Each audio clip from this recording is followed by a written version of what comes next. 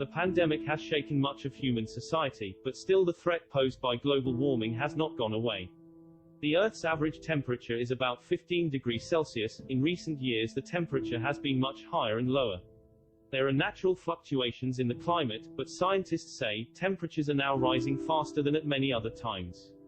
The planet's average surface temperature has gone up about 2.12 degrees Fahrenheit, that is 1.18 degrees Celsius, since the late 19th century.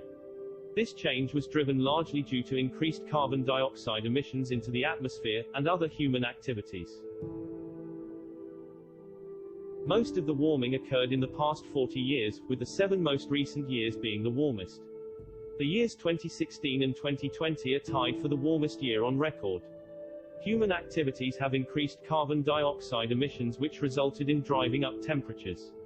Extreme weather and melting polar ice are among the possible effects. Most man-made emissions of carbon dioxide come from burning fossil fuels. When carbon-absorbing forests are cut down and left to rot, or burned, the stored carbon is released and it contributes to global warming.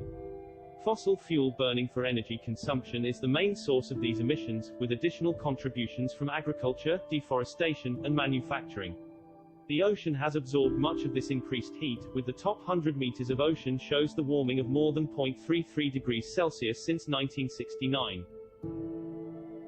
Earth stores 90% of the extra energy in the ocean. Temperature rise is amplified in the Arctic, where it has contributed to melting permafrost, glacial retreat and sea ice loss. Warmer temperatures are increasing rates of evaporation, causing more intense storms and weather extremes. Solar energy radiating back to space from the Earth's surface is absorbed by greenhouse gases and re-emitted in all directions. This heats both the lower atmosphere and the surface of the planet. Without this effect, the Earth would be about 30 degrees Celsius colder and hostile to life. Across the globe, the average sea level increased by 3.6 millimeters per year between 2005 and 2015.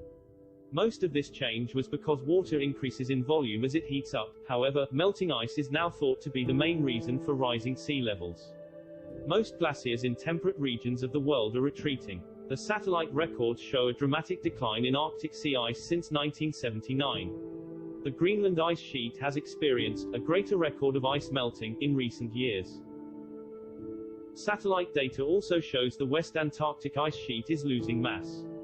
A recent study indicated East Antarctica may also have started to lose mass.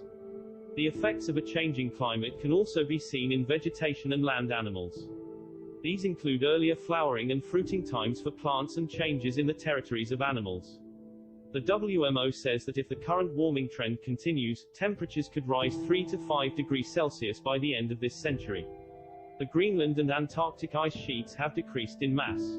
Data from NASA's Gravity Recovery and Climate Experiment show Greenland lost an average of 279 billion tons of ice per year between 1993 and 2019, while Antarctica lost about 148 billion tons of ice per year. A new study by NASA and university researchers has found that the ocean waters melting the undersides of Antarctic ice shelves are responsible for most of the continent's ice shelf loss. There is a severe impact on ecosystems, which include the relocation or extinction of many species as their environment changes, most immediately in coral reefs, mountains, and the Arctic. Climate change threatens people with food insecurity, water scarcity, flooding, infectious diseases, extreme heat, economic losses, and displacement. These impacts have led the World Health Organization to call climate change the greatest threat to global health in the 21st century. Even if efforts to minimize future warming are successful, some effects will continue for centuries, including rising sea levels, rising ocean temperatures, and ocean acidification. Recent warming has driven many terrestrial and freshwater species move towards the poles and higher altitudes. Climate change has contributed to the expansion of drier climate zones, such as the expansion of deserts in the subtropics. The size and speed of global warming is making abrupt changes in ecosystems more likely. Overall, it is expected that climate change will result in the extinction of many species. Heat waves in the ocean occur more frequently due to climate change, with harmful effects found on a wide range of organisms such as corals, kelp, and seabirds. Ocean acidification is impacting organisms who produce shells and skeletons. Coral reefs have seen extensive bleaching after heat waves. Global climate is projected to continue to change over this century and beyond. The intensity, frequency and duration of the strongest hurricanes have all increased since the early 1980s. In the next several decades, storm surges and high tides could combine with sea level rise and land subsidence to further increase flooding in many regions. Ocean waters will therefore continue to warm and sea level will continue to rise for many centuries. The Arctic Ocean is expected to become essentially ice-free in summer, before mid-century.